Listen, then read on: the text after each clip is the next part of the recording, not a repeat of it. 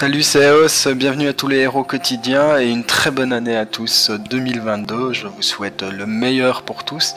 Alors dorénavant je vais vous appeler les héros du quotidien parce que je trouve que les gens qui font du vélo très régulièrement, c'est des vrais héros, parce que quand on voit tout ce qu'on peut subir et voir ce qui se passe sur la route, il faut quand même y aller, il faut du courage pour le faire vraiment tous les jours. Alors on va commencer un petit parcours. Donc oui, là on a une petite camionnette là qui a oublié son code de la route. Surtout que bon, il va pas gagner grand chose, mais bon, on a l'habitude, j'ai envie de dire. Donc là c'est ma première sortie avec mon gravel pour aller au sorties de Mans. Donc c'était ma toute première sortie, donc ça date. Il m'a fallu un peu le temps pour sortir mes vidéos, j'avoue, j'ai été particulièrement occupé dans mon foyer, j'ai dû m'occuper de choses, donc malheureusement j'avais pas trop le temps pour les vidéos, mais voilà, ici on va s'y remettre. Pareil pour le défi, donc voilà, pour ceux qui suivaient les vidéos du défi, j'ai pas abandonné.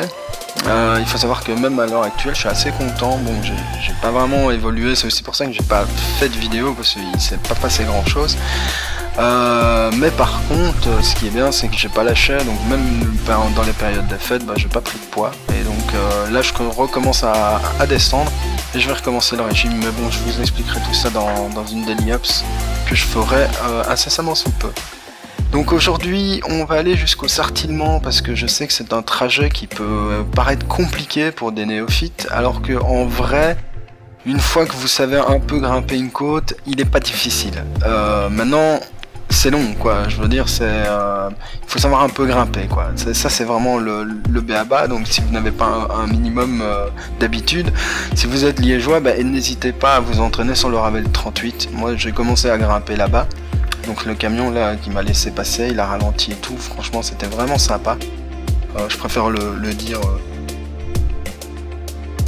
Mais vraiment, ici, comme vous allez le voir, le trajet est assez cool parce que même si on est avec des voitures, c'est très calme.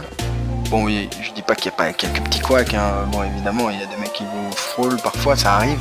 Mais c'est rare, vraiment c'est rare. Et donc ça reste un trajet que j'ai trouvé très très agréable de faire tous les matins. Maintenant je ne le fais plus parce que je ne travaille plus du côté du sorties de Mans, donc voilà. Ça sera un autre trajet plus tard.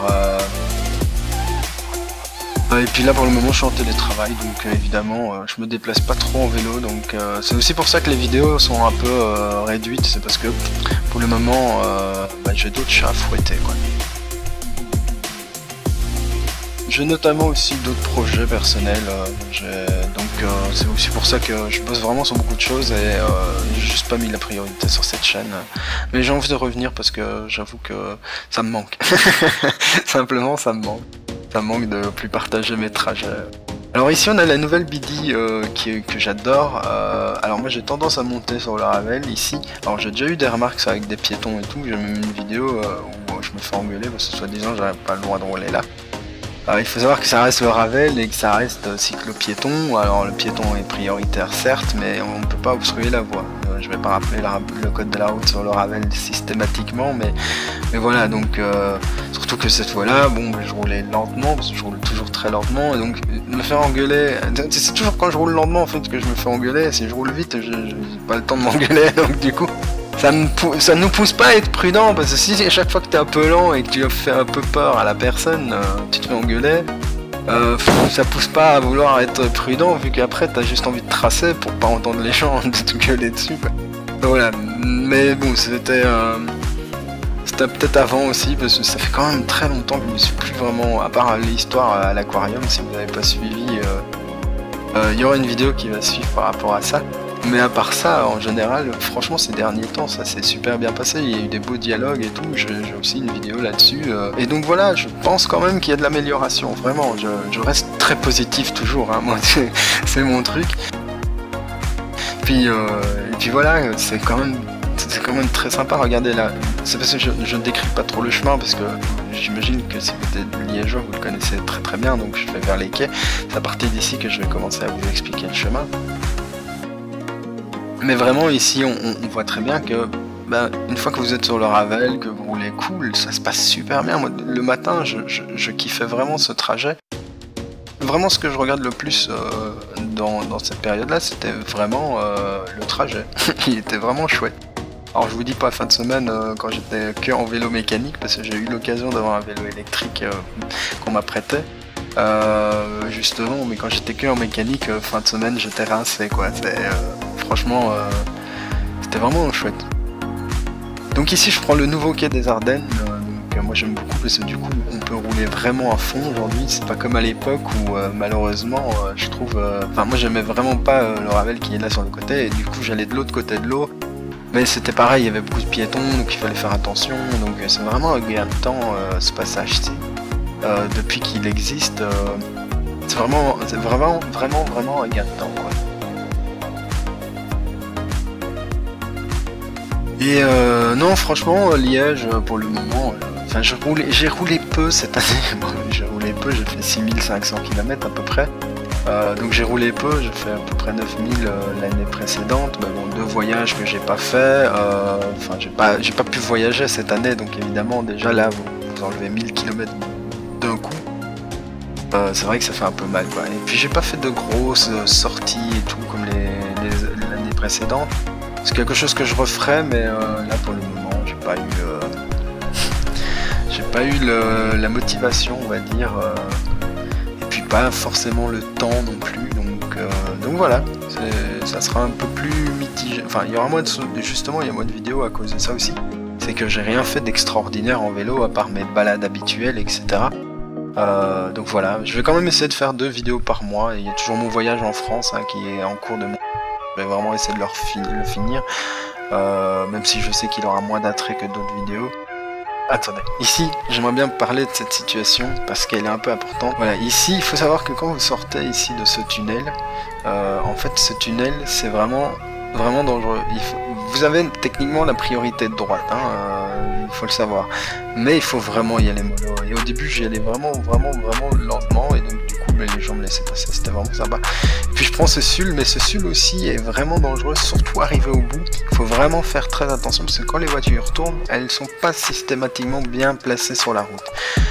Donc quand les voitures sont garées comme ça, moi je trouvais ça bien parce que du coup ça fait un peu barrage, mais par contre quand c'est dans l'autre sens, c'est plus compliqué parce qu'elles tournent vraiment à la corde, donc il faut faire attention. Alors ici je vais rouler sur le trottoir, je sais c'est pas bien, malheureusement il n'y a rien qui est adapté. Si vous voulez continuer, il faut faire presque 1 km de plus par là pour pouvoir monter et aller chercher le Ravel.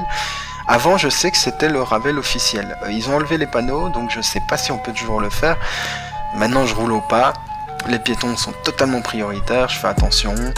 Si je dois marcher, si je vois qu'il y a trop de monde, je marche. Mais vous voyez, c'est vraiment fait comme si c'était fait aussi pour les vélos. Donc on y va mollo. Mais c'est l'entorse que je fais au code de la route. C'est pour ça que... J'avoue, ma notion de code de la route avec certains axes sur le Ravel m'oblige à m'adapter, quoi.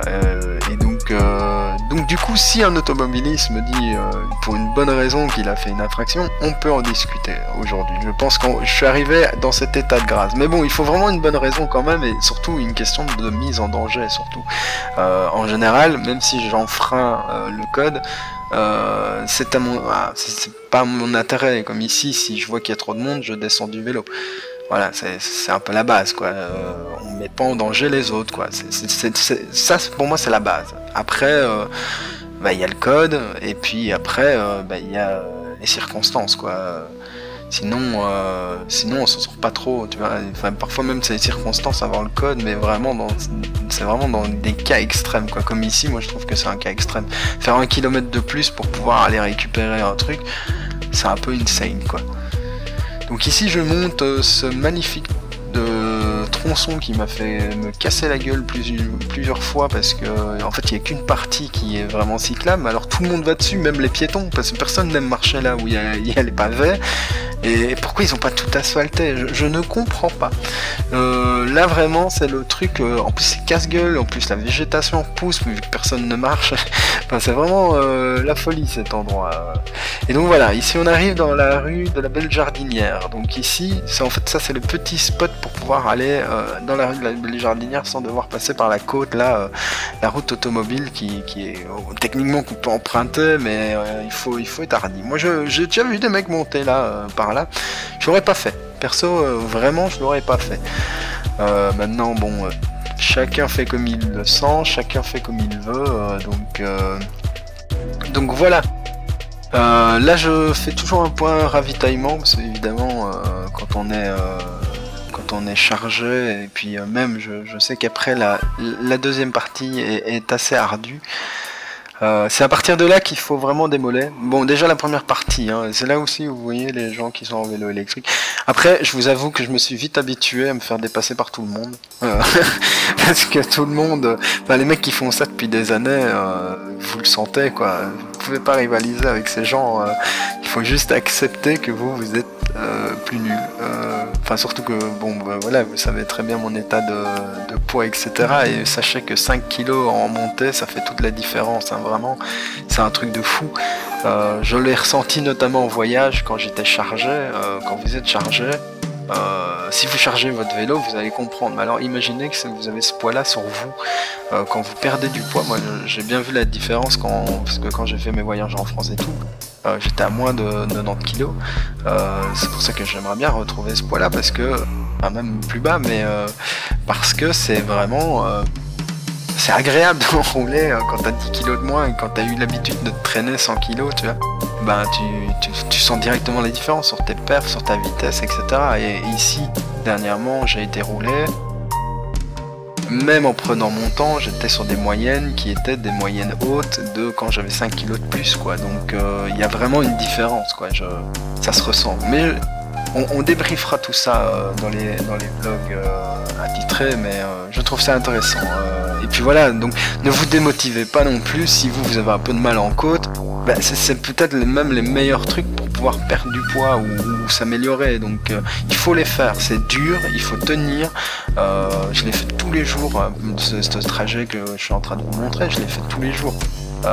Et une fois que tu es dans la Belle Jardinière, comme vous voyez, c'est calme en plus, hein. Il faut un peu faire attention parce qu'il y a un peu de circulation, il y a des priorités de droite à certains moments, dont celle-ci où il faut un peu faire attention. Vous voyez, ici avec la végétation on voit pas trop bien, mais bon, en règle générale ça se passe super bien et elle est très agréable. Mais par contre c'est dur, hein. D'ailleurs il y a des cyclistes qui passent et on s'encourage et tout, et c'est vraiment bonne vibes, quoi. Franchement, si vous allez à l'université ou vous devez aller au Sartillement ou même au CHU ou ce genre de choses et que vous avez la capacité de le faire en vélo, essayez. Alors, les premières fois, je vous dis pas, ça va pas être évident si vous n'avez pas l'habitude de faire un peu de grimpette. Mais ça vaut le coup, et puis le sentiment d'aller avoir fait quand vous arrivez au-dessus, puis si vous avez un vélo électrique, là on se pose même pas la question. Je me rappelle qu'avec le vélo électrique, je faisais des courses avec les gens en vélo électrique, quoi. Là je me sentais compétitif, quoi. Avec le moteur, c'est vrai que c'était un peu plus facile. Et donc on monte simplement la Belle Jardinière, et... donc la Belle Jardinière qui est vraiment jolie, et puis c'est très agréable, ce genre de lieu. C'est comme ça que ça doit se passer. Le mec s'est arrêté, l'autre voiture est passée lentement à côté de moi, donc il n'y a pas eu de sursaut, il n'y a pas eu de peur. Franchement, là on voit comment ça devrait se passer dans toutes les situations en fait. Voilà, pour moi c'est un bel exemple. Franchement, je pense que c'est pour ça que j'ai laissé cet exemple-là au montage. C'est parce que, franchement, c'est magnifique. J'ai envie de chialer là. Je vous le dis, j'ai les larmes aux yeux. Tant de courtoisie, ça fait plaisir, quoi. Mais pour revenir à ce que je disais, c'est une question d'habitude après le vélo, hein. C'est vraiment une question, je le fais, et plus je le fais, et plus ça sera facile. Donc je vous conseille vraiment de vous y mettre, et de pas lâcher, et puis vous verrez, ça viendra à force. Si moi j'arrive aujourd'hui à faire des côtes, bon après il faut le vélo aussi qui a le développé qui est nécessaire, mais... si bon, j'ai jamais fait un mont Ventoux non plus, mais c'est des trucs qu'aujourd'hui je me verrais faire, qu'à l'époque j'imaginais même pas. alors que mon plus gros dénivelé que j'ai pu faire ici dans le coin, bah, c'est 200 mètres. Et en France, il y a un gros dénivelé. On a fait quelques gros dénivelés, mais il y a quand même certains trucs qu'on n'arrivait pas à les passer parce que charger, c'était pas possible sans pousser, quoi. Donc ouais, enfin voilà, je vous le conseille. Ce trajet est vraiment très agréable, même pour aller s'entraîner. Moi, je l'aime vraiment beaucoup. Je l'ai beaucoup pris. Et je vous invite vraiment à le tester si vous devez aller par là. Même pour aller manger une pizza au Marco Polo, là, on va arriver ici sur le rond-point, il y a une pizzeria là, je vous conseille les pizzas là-bas. Enfin, j'en ai plus mangé depuis longtemps, mais j'ai un souvenir impérissable de cette pizzeria. Il faudrait que j'y retourne aussi d'ailleurs, mais bon, là je suis au régime, c'est pas le moment de parler de pizza. Alors, donc ici, un point noir quand même, c'est ce rond-point. Donc il y a moyen de passer par derrière, là, derrière moi, dans la rue d'où je suis sorti, il y a moyen de passer par derrière, et il y a un petit Ravel comme ça, un peu tout terrain, et il y a moyen de passer justement cet endroit qui est un peu un point noir, pour aller directement sur les appartements de l'université. Le gros souci, c'est que il faut du VTT ou du gros gravel. À l'époque, j'avais pas encore l'habitude avec le vélo gravel, parce qu'au début de la position est un peu... c'est mon premier vélo de course en fait, au niveau de la position, entre guillemets. Bah, ça fait bizarre hein, quand tu passes du VTT où tu es tout droit à ça, c'est vraiment bizarre. Alors ici, il y a un petit chemin. Oui, j'ai appris à prendre des petits chemins comme ça, à gauche et à droite. Et donc voilà, et je vous conseille vraiment ce parcours parce que moi je le trouve vraiment agréable. Il est joli, donc même pour aller se balader c'est très joli.